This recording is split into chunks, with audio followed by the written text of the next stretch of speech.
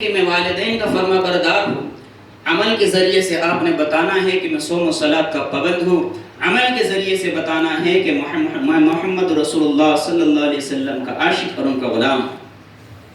یہ عمل ہے اور آپ کے لیے ٹاسک ہے اور آپ کے لیے بہت بڑا چیلنج ہے، جو آپ کو گھروں کے جانے کے بعد آپ کی کوئی نگرانی نہیں کرے گا۔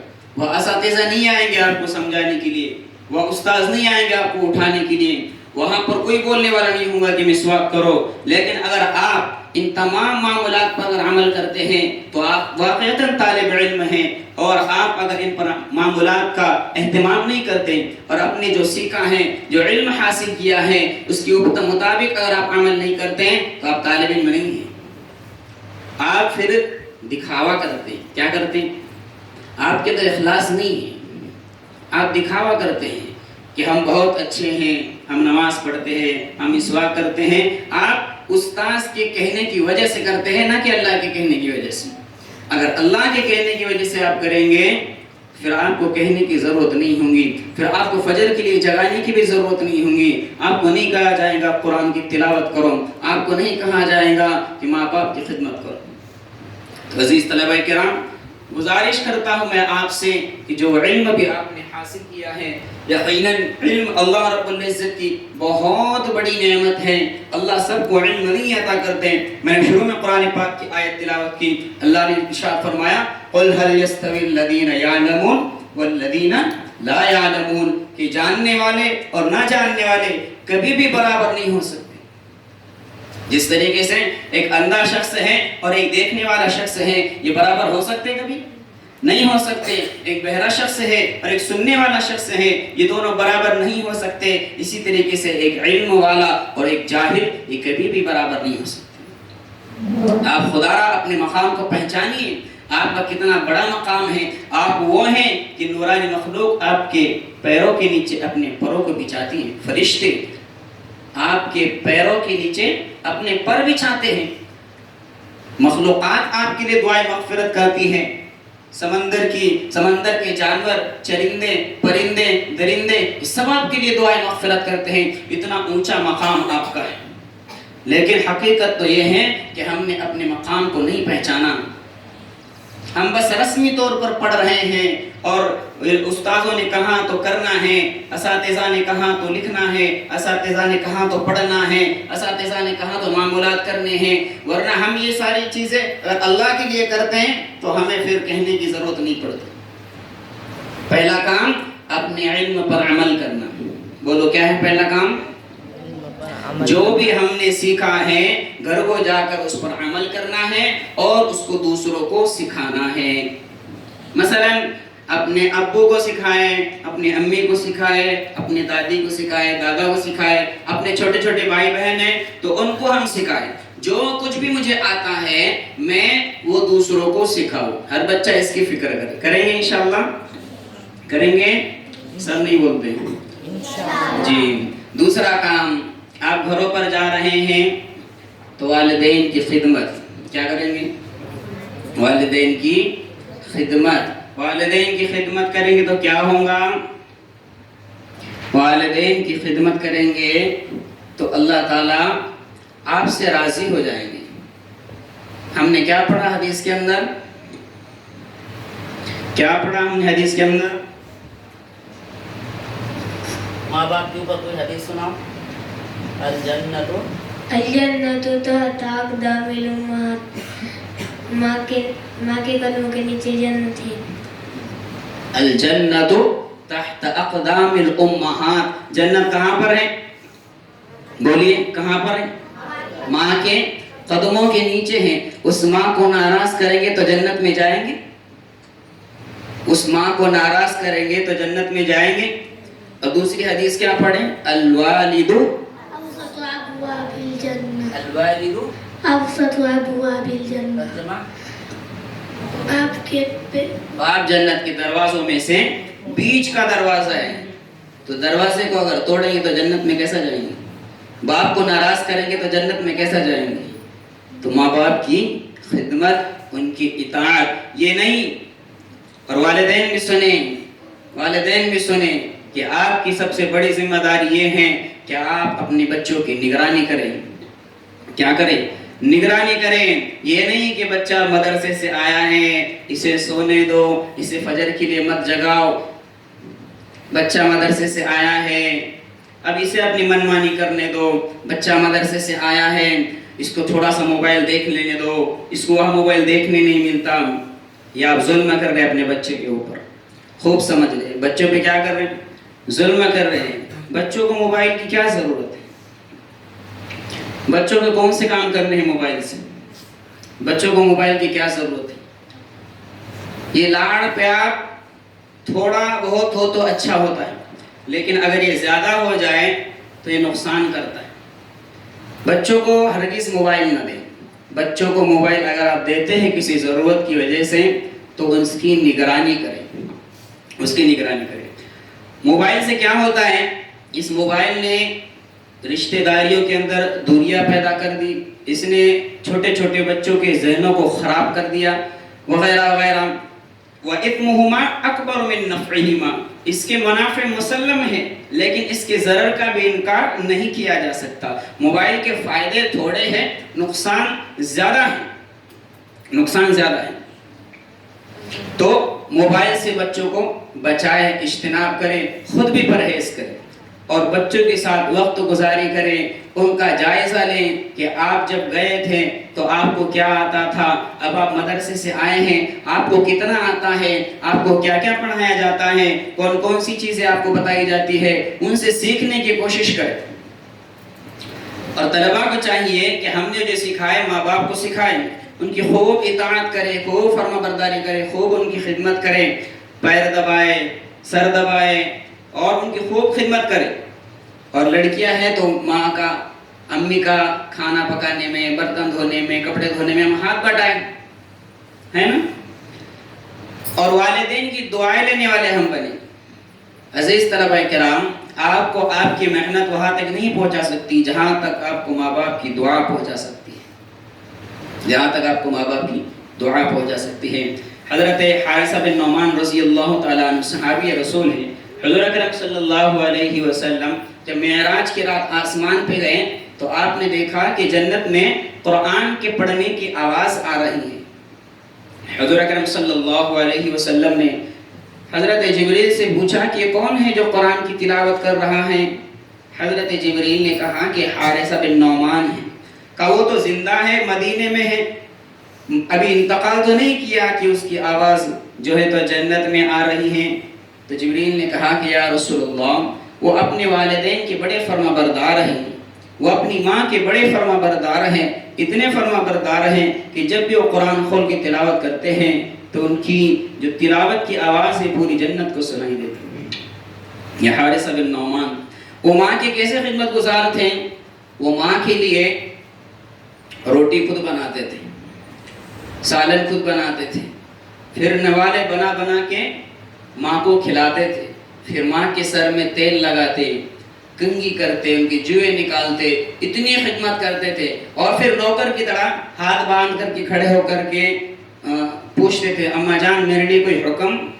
اگر ماں کوئی حکم سناتی اور بات سمجھ میں نہ آتی تو ماں سے نہیں پوچھتے، باہر آ کر بیوی سے کہتے کہ میری ماں نے کیا کہا مجھے بتاؤ، مجھے سمجھ میں نہیں آیا. اتنے زیادہ فرما بردار تھے. تو اللہ نے صلہ کیا دیا؟ اس زمین پہ قرآن پڑھتے ہیں، آواز عرش تک جاتی ہے، آواز جنت تک جاتی ہے. تو بچوں والدین کی خوب خدمت کرو، خوب ان کی دعائیں لو، خوب ان کی اطاعت کرو، فرما برداری کرو، ان کی نافرمانی سے بچو، ان کی نافرمانی سے بچو. آج والدین شکایت کرتے ہیں کہ ہمارا بچہ نافرمان ہو گیا، ہمارا بچہ بگڑ گیا. یاد رکھو اگر آپ اپنے والدین کو ستاؤ گے، اگر آپ اپنے والدین کی نافرمانی کرو گے، اگر آج آپ ان کو رلاؤ گے، ایک دن آئیں گا جب تم بڑے ہو جاؤ گے تمہاری اولاد بھی پھر تمہیں رلائیں گی، تمہاری اولاد بھی پھر تمہیں ستائیں گی. ہاں یہ ہوتا ہے. جیسی کرنی ویسی بھرنی، نہ مانے تو کر کے دے، جنت بھی ہے دوزخ بھی ہے، نہ مانے تو مر کے دے. تو اگر تم چاہتے ہو کہ ہمارا مستقبل روشن رہے، اچھا رہے، خوشگوار رہے تو والدین کی بھرپور خدمت کرو، بھرپور اطاعت کرو۔ کتنی باتیں ہوئی؟ کتنی باتیں؟ 2 باتیں۔ پہلا، جو ہم نے سیکھا ہے اس کو باقی رکھنا، اس پر عمل کرنا اور اس کو دوسرا تک پہنچانا۔ نمبر دو اپنے والدین کی خوب خدمت کرنا، ان کی اطاعت کرنا۔ اب علم کے اندر سب کچھ آ گیا، نمازوں کی پابندی بھی آ گئی، رمضان کے روزے بھی آ گئے، تراویح کا اہتمام بھی آ گیا، سنن اور نوافل کا اہتمام بھی آ گیا، ہر چیز اس کے اندر آ گئی۔ رمضان آ رہا ہے تو ہم رمضان میں روزوں کا اہتمام کریں، تراویح کا اہتمام کریں، قرآن کی تلاوت کا معمول بنائیں گھر کے اندر۔ جتنی زیادہ ہم قرآن کی تلاوت کریں گے کریں، جتنی زیادہ ہم قرآن کی تلاوت کر سکتے ہیں کریں، کیونکہ رمضان یہ نیکیوں کا سیزن ہے۔ کائے کا سیزن؟ نیکیوں کا سیزن ہے۔ جتنی نیکیاں اس مہینے میں کما سکتے ہو کما لو۔ جیسے ہمارا سیزن آتا ہے نا کمائی کا، تو کیا کرتے ہیں اس کو ہم کوئی چھٹی نہیں مارتے، کہیں جاتے نہیں گاؤں کو۔ تو یہ رمضان کا سیزن ہے، نیکیوں کا سیزن ہے، اس میں خوب عبادت کرنی ہے، اللہ تعالیٰ سے خوب مانگنا ہے، روزوں کا اہتمام کرنا ہے، تراویح کا اہتمام کرنا ہے، روزہ کوئی بھی نہ چھوڑے۔ سب رکھیں گے نا انشاءاللہ؟ سب روزوں کا اہتمام کریں گے۔ میں آنے ایک بار پوچھوں گا کس کس نے روزہ رکھا۔ سب تراویح کا اہتمام کریں گے۔ اللہ کے نبی صلی اللہ علیہ وسلم نے فرمایا الصوم لی، اللہ تعالیٰ فرماتے ہیں کہ الصوم لی وَأَنَا أُجْزَىٰ بِهِ۔ ہر چیز کا بدلہ اللہ تعالیٰ فرشتوں کے ذریعے سے دیں۔ نماز کا بدلہ فرشتوں کے ذریعے سے، زکوٰۃ کا بدلہ فرشتوں کے ذریعے سے، حج کا بدلہ فرشتوں کے ذریعے سے، صدقے کا بدلہ فرشتوں کے ذریعے سے، قرآن کی تلاوت کا بدلہ فرشتوں کے ذریعے سے۔ لیکن روزہ ایک ایسا عمل ہے کہ اللہ تعالیٰ خود اس کی جزا عطا کرتے ہیں، اور ایک روایت میں آتا ہے کہ میں خود روزے کا بدلہ ہوں۔ اللہ تعالیٰ کیا فرماتے ہیں؟ الصوم لی وأنا أجزى به، کہ میں خود روزے کا کیا ہوں؟ بدلہ۔ اور تراویح کے ہر سجدے پر 1500 نیکی ملتی ہے۔ کتنی؟ ایک سجدے پر 1500 نیکی۔ تو تراویح کے کتنے سجدے ہیں؟ 40 سجدے۔ 40 سجدے میں کتنی نیکیاں ہیں؟ 60,000 نیکیاں ملتی ہیں۔ کتنی؟ ایک گھنٹے میں 60,000 نیکیاں۔ تو سودا اچھا ہے یا مہنگا ہے؟ ایک گھنٹے میں اگر کوئی آپ کو 60,000 روپے دے تو کام کریں گے کہ نہیں کریں گے؟ کریں گے نا۔ تو تراویح کے ایک سجدے میں 1500 نیکی ملتی ہے، اور 20 رکعت تراویح میں 40 سجدے ہوتے ہیں۔ تو 40 سجدے میں کتنی نیکیاں ہوئی؟ 60,000 نیکیاں صرف ایک گھنٹے میں۔ تو سب کرے گا اہتمام۔ نمازوں کی پابندی، نماز نہیں چھوڑنا بھائی، نماز نہیں۔ رمضان میں تہجد کا بھی اہتمام کریں، چاشت اوابین اشراق کا بھی اہتمام کریں، اور قرآن کی تلاوت کا خاص طور سے اہتمام کریں۔ جو ہم نے سکھا ہے وہ دوسروں کو سکھائیں، ہمارے دوست احباب کو سکھائیں۔ آپ کے حلیے سے ایسا لگنا چاہیے کہ آپ واقعات مدرسے کے بچے ہیں، ورنہ ہوتا کیا ہے، ہم گھر پہ جاتے ہیں ٹوپی نکال کے پھینک دیتے ہیں، کرتا پاجامہ نکال کے پھینک دیتے ہیں، اور جینس اور ٹی شرٹ ہم پہن لیتے ہیں، لڑکیوں کی مکھنیاں بھی اتر جاتی ہیں۔ تو اچھی بات ہے یا بری بات؟ بولیے، بری بات ہے۔ ہاں، بھلے ہمیں کوئی دیکھے نہ دیکھے، ہمیں کون دیکھ رہا ہے؟ اللہ تعالیٰ دیکھ رہے ہیں۔ اگر صرف آپ مدرسے کے حد تک اگر اس کی پابندی کرتے ہیں تو پھر آپ مخلص نہیں ہیں، آپ دکھاوا کرتے۔ کیا کر رہے ہیں؟ ہاں، آپ صرف مدرسے میں پردے کا اہتمام کرتے، گھر پہ نہیں کرتے، پھر آپ دکھاوا کرتے ہیں۔ ہاں، کیا صرف مدرسے کے حد تک پردہ ہے؟ کیا صرف دوسروں کو دکھانے کے لیے کہ ہم پردہ کرتے ہیں؟ پردہ اس لیے، ہاں کس لیے پردہ؟ تو پردے کا بھی ہم اہتمام کریں، خوب اہتمام کریں، اور ہم کوئی ایسا کام اپنی ذات سے نہ کرے جس کی وجہ سے کسی کو تکلیف پہنچے۔ اپنے اخلاق و کردار کو ہم درست کریں۔ اخلاق ہمارے اچھے ہونے چاہیے، سلام کی عادت ہماری ہونی چاہیے۔